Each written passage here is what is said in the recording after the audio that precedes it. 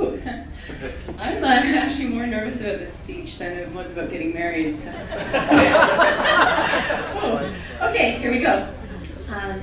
Dear moms, dads, new dads, new brothers, new sister, new family, and friends, thank you for coming to our wedding. Today is actually the first 24-hour anniversary of Kevin and my wedding, the first day anniversary. We were married yesterday, Friday, May 6, 2011, at Osgood Hall at 4:30 p.m. by Madam Justice Catherine Feldman.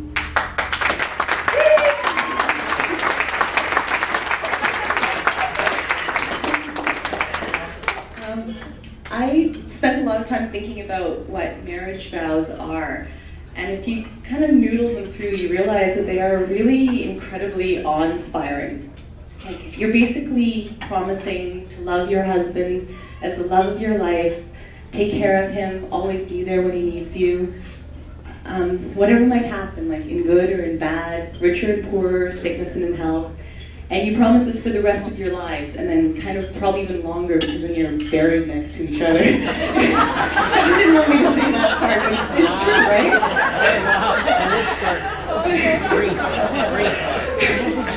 But I just wanted to say, like, take a moment and think about how big that is, like, especially when you think about it in relation to all the other promises you make in your life. Like, you know, I know there's a ton of lawyers out here, like, think about that as a corporate lawyer, right? You'd be adding, use reasonable efforts and reasonably.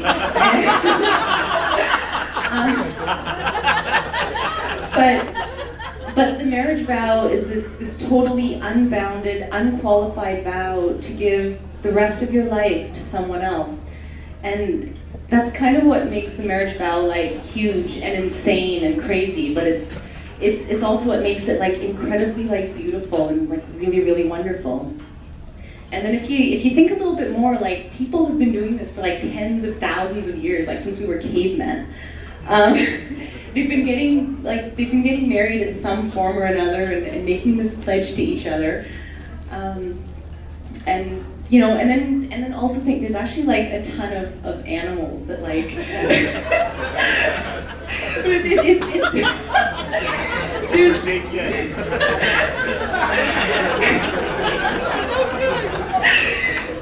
there's a ton of animals that mate for life, that, you know, that pair bond, and I don't want to go too much into this.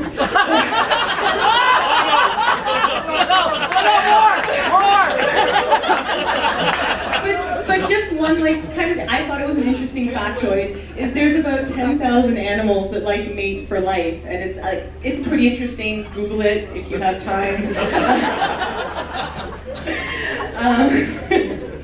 But my point is that it's mind-boggling when you think that there have been, like, billions and billions of human and animal lives that for, like, tens of thousands of years that have been finding a partner and, like, choosing to make this pledge to that other person. So, you know, while the marriage vow sounds like this incredible and huge, enormous thing, it's also, like, the easiest and the most natural thing in the world to do too.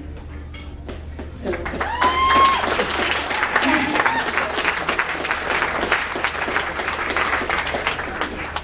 When I think about the story of Kevin and my relationship, there's a ton of moments that are me and Kevin, obviously, but there's also so many moments that involve everyone in this room here. So the first time we introduced each other to our friends, which is, like, in a way, it's kind of like meeting the parents. The first of Kevin's friends that I met were Sam and Robin. There they are. At Niagara Street Cafe, which is incidentally where we went for our ceremony dinner last night.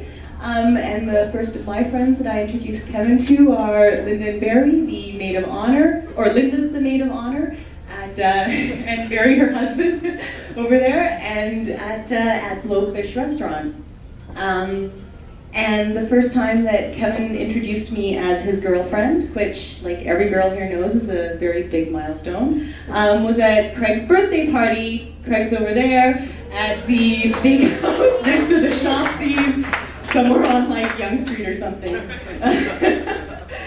And then if you fast forward to this wedding, there were all the people that we kind of just counted on and knew would help us, just sort of as a matter of course.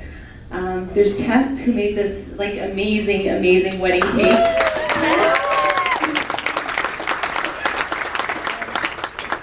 And incidentally, it's also lucky to have wedding cake, so please, everyone, you know, make sure. I suspect it's absolutely delicious. So there's Ed, our MC. When Kevin was like, I think we should ask Ed, we were like, yeah, that's the perfect choice, and we knew he was going to be brilliant and witty and like charming, and he's totally done that.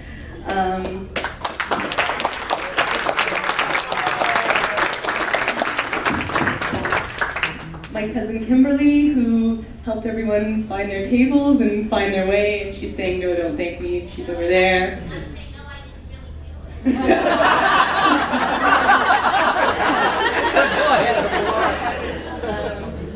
There's Tara and Andrew for the very special surprise that they've planned for us later on.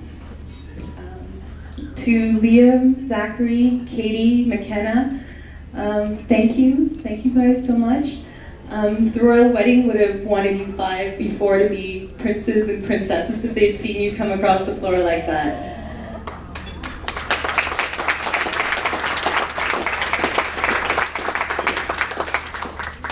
And to the many, many people who offered us help and offered to run errands and said, we know how busy you guys are, like, let us do something to help you. So thank you very much.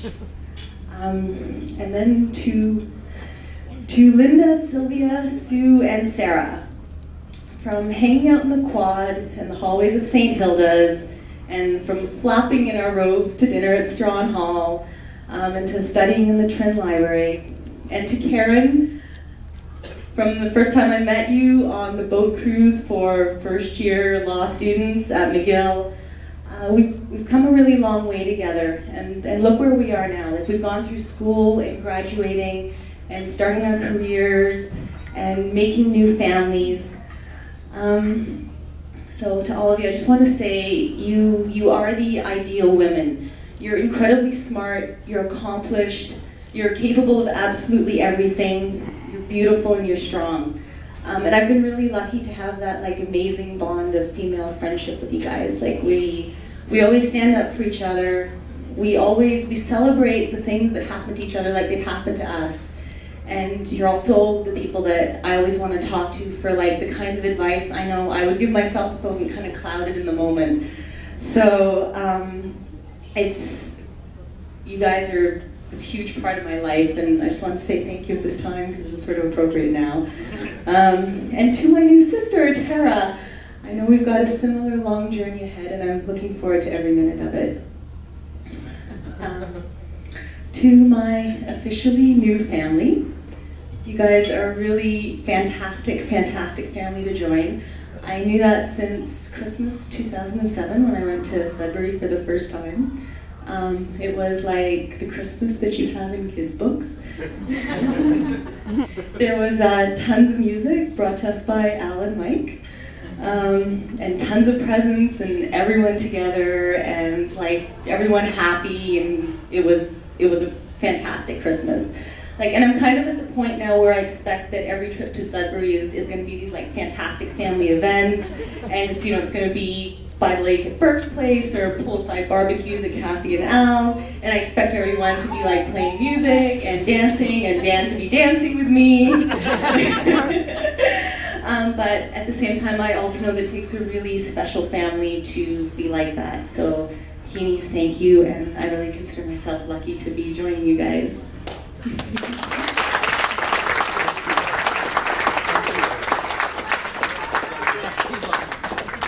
To Papa, who couldn't make the trip down here, I love your approach to life.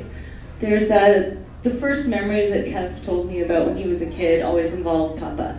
Like, there was watching baseball together. There was the trips to Coopersburg together. Cooperstown together. The trips to Cooperstown. Nobody went to Coopersburg.